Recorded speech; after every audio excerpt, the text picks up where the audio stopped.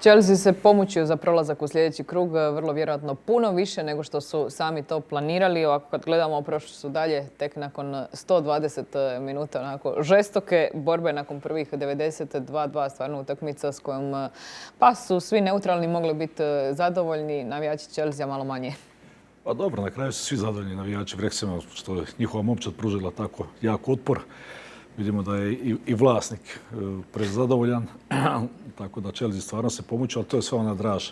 Pričali smo već o tom FA Cupu, pričali smo već i koliko neki treneri koji rade već dosta godina u Premier Ligi govore da im je to zapravo, da su im to najdraže utakmice. Zaista jedna posebna atmosfera. Ovaj Wrexham se dosta dobro bori i u tom Championshipu, tako da evo, imali su malu nesreću za koji milimetar im je poništa taj gol za 3-3 da je ošlo u penale, ko zna šta je bilo. Tako da svaka im čast. Po imenima klubova vjerojatno je najzanimljiviji ovaj sraz Manchester City i Newcastle u kojem je City slavio sa 3-1 na gostovanju, s tim da nije dobro počelo za njih.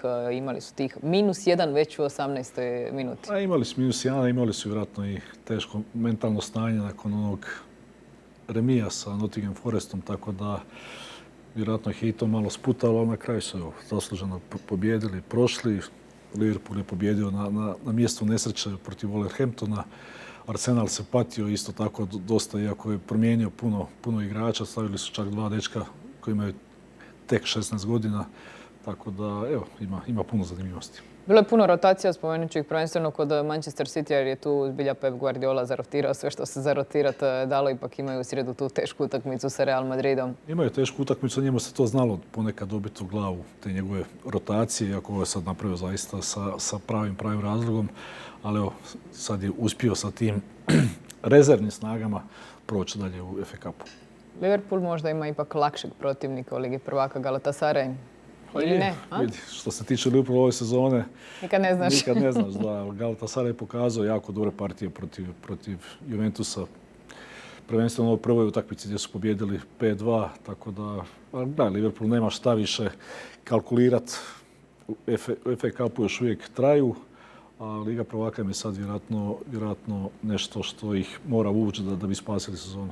Već pričamo o Ligi prvaka, večeras ćemo već gledati sraz Tottenhama i Atletico Madrida. Dosta težak izazov za Igora Tudora koji nema baš najbajniji početak na klupi. Nema najbajniji početak, evo sad je utakmica s Crystal Palaceom. Ušli su fantastičnu utakmicu, poveli nakon toga neshvatljive greške u najiskusnijih igrača, kapetan kroz srce terena pusti igrača, napravi 11-terac, dobije crveni karton, nakon toga naravno krene sve nizbrdo. Atmosfera mu je užasna, forma momčad je također užasna. Sad je nakon poluvremena maltene pola stadiona napustilo svoje pozicije, tako da je bila zaista onako ružna scena, ali na muci se poznaju junaci. Evo sad rekla se igraju protiv Atletico Madrida, jako teška utakmica u Ligi prvaka, nakon toga imaju još težu utakmicu protiv Liverpoola na Anfieldu. Pa uzvrat u Ligi prvaka. Pa uzvrat u Ligi prvaka, tako da evo, vidit ćemo, čitajući po medijima, neki igrači se u obrani vraćaju, tako da možda ćemo to biti dodatna snaga. Težak period je pred njim. Sad kad već pričamo o trenerima, baš sam malo prije naletila na informaciju da bi De Zerbi trebao preuzeti klubu Manchester United na ljeto. To mi je ovako, i da je to skoro pa gotova stvar. Pa evo, malo čudno, a? Pa vidi, čudno. De Zerbi je jako cijenjen u tim pa ne zbog toga, nego zbog ovoga što pokazuje trenutni trener. Zbog Kerika, još uvijek je taj.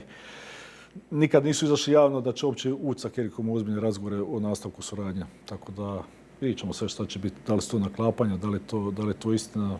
De Zerbi imao sad jako težak period u Marseju, prije toga je radio fantastičan posao u Brightonu. Vidjet ćemo. Po meni Kerik je zaslužio apsolutno da dobije priliku voditi momčad sljedeće sezone. Jako čudna priča, iskreno. Meni je nevjerojatno da ga nisu uzeli u razmatranje ili bar da to nije obznanjeno. Zato što imaju jako čudnu priču u Manchester United zadnjih godina, zato imaju toliko problema i toliko lutanja. To je istina. Prije svega lutanja.